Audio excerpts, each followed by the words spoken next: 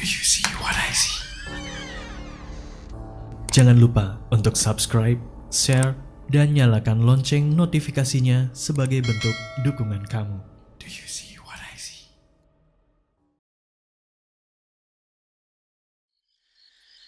Hai semua para pendengar Do You See What I See. Perkenalkan, nama gue Alia. Gue berasal dari Jawa Tengah. Di sini gue mau bercerita tentang cerita pribadi gue, pengalaman pribadi gue yang bener-bener menyeramkan menurut gue, karena gue bener-bener lihat sendiri itu makhluk ada di depan mata kepala gue sendiri. Cerita ini berawal waktu gue masih kelas 5 SD. Kalau nggak salah, seingat gue, waktu itu gue masih SD. Gue masih tinggal di rumah nenek gue, karena emang dari kecil gue tinggal sama nenek gue. Orang tua gue sibuk kerja masing-masing. Jadi nenek gue ini seorang janda yang sederhana. Rumah pun masih sederhana, kayu gitu. Jadi nenek gue ini kerja di salah satu tempat pemotongan ayam yang gak jauh dari rumah, yang pastinya masih milik tetangga. Jadi gue ikut kerja di tempat itu. Maksudnya gue ikut nenek kerja karena gue gak mau sendirian. Waktu itu masih agak gelap gitu, masih gelap banget. Sekitar jam 3 hampir subuh gue bangun, gue ikut nenek gue nangis. Waktu perjalanan gue nangis karena sebenarnya gue di situ masih ngantuk banget. Gue juga nggak mau kalau tidur di rumah sendirian. Itu gue nangis, gue nggak berhenti sampai nenek gue masuk ke tempat kerjanya. Gue masih nangis di halaman depan rumah si pemilik pemotongan ayam itu. Gue masih nangis, dan gue nangisnya nggak kenceng gitu, kayak cuman yang gitu doang, kayak nangis gitu doang. Gue bener-bener yang nangis yang kayak gitu. Dan gak tahu kenapa gue fokus ke salah satu tempat atau kandang yang emang biasanya kalau orang kampung itu kalau ngambil ayam itu kan pakai kerombong anyaman bambu gitu. Pokoknya ditumpukan bambu itu. Gue fokus, mata gue bener-bener fokus ke situ. Gue nggak tahu kenapa tiba-tiba waktu gue masih nangis dan gak sengaja juga, gue fokus ke satu objek di samping anyaman bambu itu. Kayak ada sosok orang tapi dengan wajah yang rusak,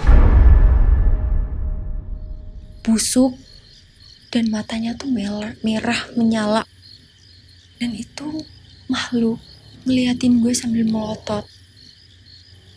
Dan tiba-tiba makhluk itu terbang, bener-bener terbang mau ke arah gue, nyamperin ke arah gue. Itu bener-bener gak napak kakinya. Gue belum lancar gitu untuk baca doa. Yang gue hafal cuman ya surat Anas dan Al-Fatihah dan surat-suratan pendek. Gue bener-bener di situ nggak kepikiran untuk gue baca doa. Gue malah kayak yang, itu apaan? Itu makhluk apa? Itu manusia apa bukan? Itu bener-bener mau pelan-pelan nyamperin gue sambil gue tatap-tatapan sama itu makhluk. Dan sampai sekarang gue kalau ceritaan ini pun gue masih merinding banget, karena bener-bener di depan mata gue sendiri. Dan bersyukurnya gue ketika tuh makhluk bener-bener gue lagi tatap-tatapan sama dia, ceklek, suara pintu kebuka. Dan itu tetangga gue, sang pemilik rumah alias si pemilik tempat pemotongan daging ayam itu keluar. Karena disuruh nenek gue buat nganterin gue pulang. Karena itu posisi udah hampir subuh.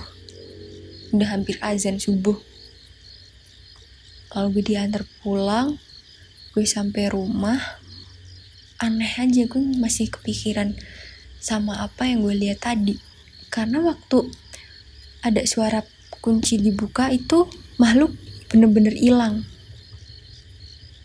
Makhluk itu langsung kayak gak ada jejak, gak ada apa, bener-bener yang celing gitu langsung hilang. Gue gak tahu dia kemana, tapi gak terlalu memperdulikan itu karena gue masih ngantuk banget waktu itu. Gue gak bener-bener gue gak halusinasi karena gue itu sadar, bener-bener sadar gue juga bertatapan sama tuh makhluk. Jadi waktu gue udah sampai rumah, gue gak cerita sih sama nenek gue juga. Gue gak pernah cerita sama siapa-siapa juga. Tapi waktu gue umur masuk SMP itu gue baru cerita. Dan ternyata tempat pemotongan daging ayam tuh emang angker. Karena di belakang rumahnya itu ada bekas kuburan. Itu aja sih yang gue ceritain ke kalian. So thank you karena udah dengerin cerita gue yang maaf banget mungkin gak menyeramkan, tapi gue sendiri atau gue pribadi pengen banget ceritain ini untuk ceritain pengalaman gue sendiri. Dan terima kasih sekali lagi, sampai ketemu di lain waktu.